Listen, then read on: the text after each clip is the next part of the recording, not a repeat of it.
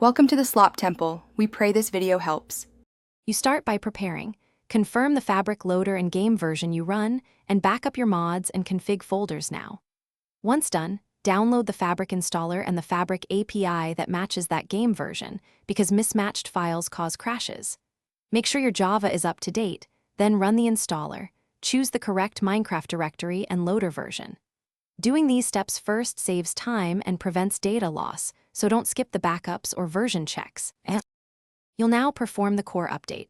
Run the fabric installer, select client, and verify it writes to your Minecraft directory. Once installed, launch the game briefly on the new profile to generate folders, then close it. Next, replace or add the fabric loader jar in versions if you're doing a manual swap, and update the fabric API and any mods.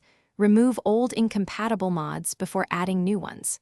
This step ensures the loader and mods align, preventing runtime. Finish by launching the Minecraft profile that uses the updated fabric loader, and watch the loading screen to confirm mods initialize. If the game crashes, don't panic.